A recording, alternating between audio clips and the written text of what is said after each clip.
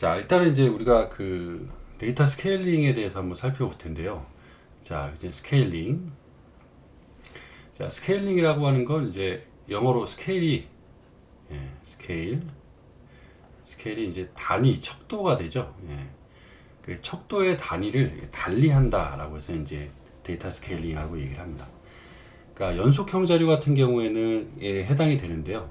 자, 연속형 자료 같은 경우에는 단위가 다를 때 이게 이제 그 레이블 변수인 종속 변수에 미치는 영향이 단위 때문에 이제 다르게 이렇게 반영이 되는 경우가 많습니다. 자, 그래서 이로 인해서 어떠한 변수가 단위가 크다라고 하는 이유로 더 이제 영향과 어떤 그 범주에 대한 그 분리가 더 이제 크게 영향을 미치는 것처럼 나타날 수도 있고, 자, 반대로 이제 단위가 다를 경우에는 모든 그 좀 과소한 그런 파라미터의 추정치가 나타날 수 있습니다. 좀 간단하게 생각해 보면 우리가 나중에도 이제 얘기를 해보겠지만 이 단위가 다를 경우에는, 자, 예를 들어서 키라고 하는 변수와 몸무게라고 하는 변수가 있는데, 자, 어떤 이제 사람들이 쭉 있어요. 자, 이제 키와 몸무게를 가지고 어떤 집단을 구분하려고 하는데, 야, 키의 단위는 센티미터고 몸무게는 이제 킬로그램이라고 한번 해보도록 하겠습니다. 자, 그러면 이제 보통 뭐 50kg에서 100kg까지 보통 이제 50 범위에서 크게 변하지 않죠. 반면에 키는 뭐 160에서 예를 들어서 뭐 190까지 한 이제 3, 40 정도 센치에서 크게 변하지 않는다고 한번 생각을 해보도록 하겠습니다. 자, 그러면은 어떤 사람이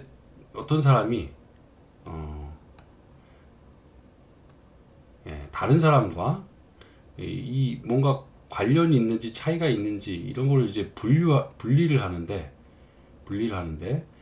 키로 인해서 키의 단위가 크기 때문에 키로 인해서 구분이 되는 정도가 더 강할 수가 있겠고, 반대로 이제 몸무게의 단위는 뭐 범위가 좀 작기 때문에 몸무게에 의해서 변화하는 정도가 좀 적게 된다면, 결국 우리가 데이터 마이닝의 대부분의 논리들은 어떤 이제 지각적인 좌표상에서의 그 관계, 거리를 가지고 얼마나 가까우냐, 얼마나 머냐를 이제 계산합니다. 자, 그런데 이제 Y축에 대한 거리가 단위가 다 작기 때문에 좀 더 가깝게 여겨지고, X축에 대한 단위는 좀 더 단위가 크기 때문에 좀 멀게 느껴진다면, 그거는 실제적인 데이터의 속성이 아니라 데이터의 단위 때문에 그런 결과가 길고 짧고 멀고 가깝고가 분리가 되겠죠. 자, 그래서 동일한 기준으로 자료를 변환하는 것이 여러 가지 특성 변수들, 자, 키, 몸무게, 소득, 뭐 연령, 자, 이것으로 인해서 어떤 사람이 뭐 병이 있다 없다, 자, 이걸 구분할 때 우리는 이제 그 이러한 여러 가지 단위들이 같도록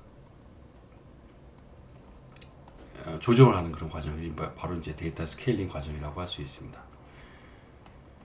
자, 그러면 이제 크게 여러 가지 것들이 있는데, 가장 대표적인 이제 데이터 스케일링은 첫 번째 민맥스.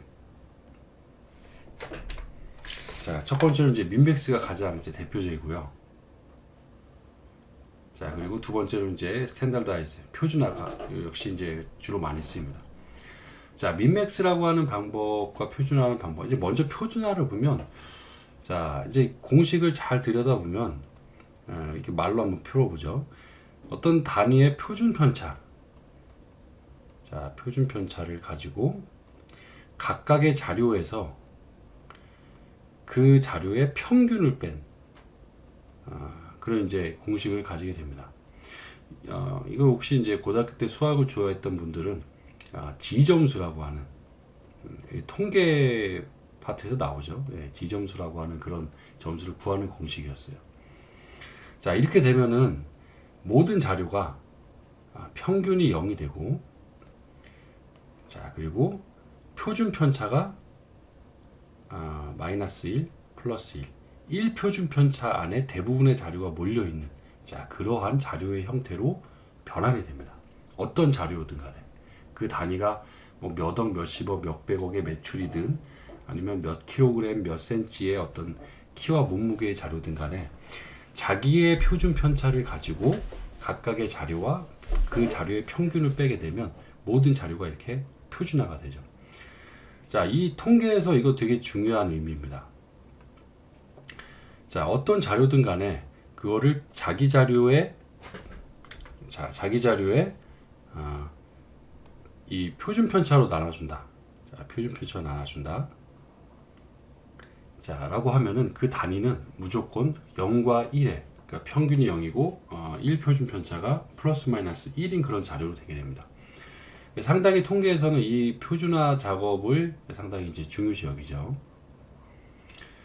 자, 근데 이 데이터가 이제 주어지면 어떤 이상치가 그러니까 예를 들어서 이제 대부분의 자료가 플러스 마이너스 1 안에 들어오지만 이 벗어나는 자료들도 있겠죠.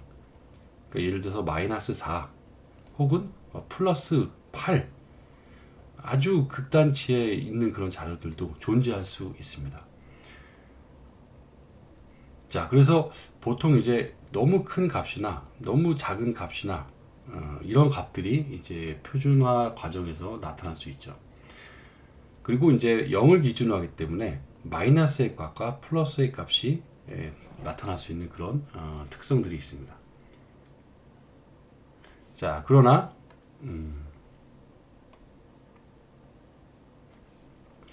민맥스의 방법을 취하게 되면은 자, 민맥스의 공식을 잘 보면은 그 자료의 맥스 최대값에서 그 자료의 미니멈 최소값을 뺀 이 일종의 이제 범위가 되죠. 범위. 그 범위에서 각각의 자료에서 최소값을 뺀 자, 이런 이제 공식을 가져야 됩니다. 그러니까 잘 보면 각각의 자료에서 최소값을 빼기 때문에 어떤 자료가 뭐 1, 2, 3, 4, 5, 10, 100, 1000이 있다고 한번 해봐요. 자, 그러면은 1에서 최소값을 빼면 0이겠죠. 2에서 최소값을 빼면 최소값이 1이니까 1이 되겠죠. 자, 그리고 1000에서 최소값인 1을 빼면 999가 되겠죠. 자, 그리고 최대에서 최소를 빼면 자, 1000에서 1을 빼니까 999가 될 거예요. 자, 이 자료의 경향들을 쭉 보면 어떤 자료든 간에 음수가 나올 수가 없어요. 음수가 나올 수가 없습니다.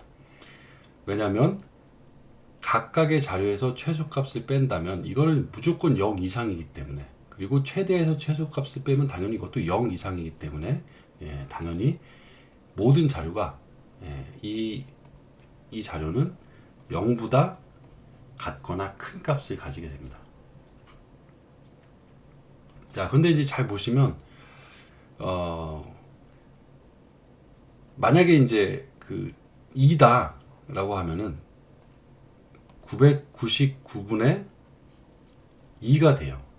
반면에 1000이다 그러면 999분의 999가 돼요. 그러니까 최대는 1이 존재할 수밖에 없어요. 반드시 뭐 1이라고 딱 단언하기는 어렵지만 대부분의 자료가 0과 2 사이에 존재하게 됩니다. 자, 근데 이제 작은 값들이 대부분이 있고 매우 큰 값들이 몇몇 개 있다면 이 대부분의 작은 값들은 999분의 2 거의 뭐 0.002가 되겠죠. 999분의 3 0.003이 되겠죠. 999분의 5 하면은 뭐 0.00 뭐 5나 6 정도가 될 거예요. 대부분이 작은 자료고 이 몇몇 개의 자료만 좀 크게 1에 가깝게 나타나겠죠. 자, 그래서 상당히 큰 값이 있다면, 즉 이상치가 있다면 나머지 값들은 확 줄어드는 그런 경향이 있습니다.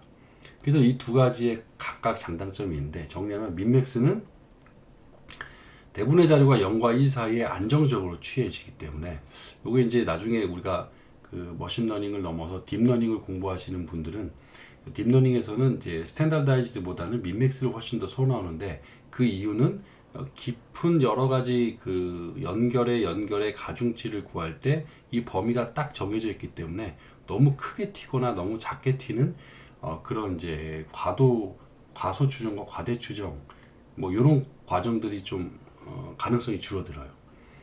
자, 그런 이제 안정적인 장점이 있습니다. 반면에 이제 가장 큰 단점은 지금 말씀드렸던 것처럼 어떤 특정하게 이 맥시멈 값이 되게 커버리면 나머지 값들은 맥시멈 분의 어떤 최소값 간의 차이기 때문에 확 줄어드는 그런 특성들을 보이죠.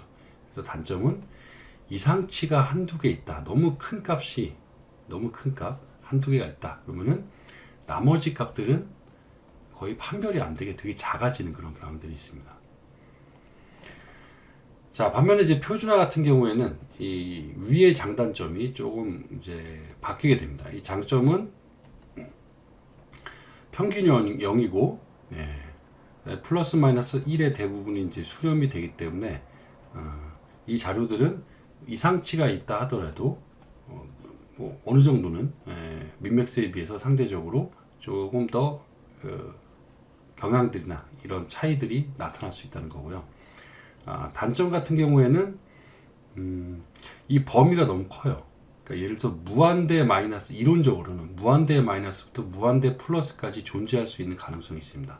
물론 이제 실제적으로 보면은 최대값이 마이너스 4, 플러스 마이너스 4나 5 이상으로 나타나는 경우가 그렇게 많지는 않지만 이론적으로 볼 때는 상당히 큰 값과 작은 값이 존재할 수 있기 때문에 좀 더 약간 안정성이 좀 떨어진다고 하는 단점이 있죠. 자, 그래서 자료의 특성에 따라서 민맥스와 스탠다드라이즈를 머신러닝에서 적용을 하는데 최근에는 머신러닝이나 딥러닝에서도 이 민맥스 방법을 이상치가 크게 존재하지 않는 한 이 전처리 과정에서 그런 이상치를 제거하고 어떤 처리를 한 다음에 민맥스 방법을 많이 사용하는 그런 경향들이 있습니다.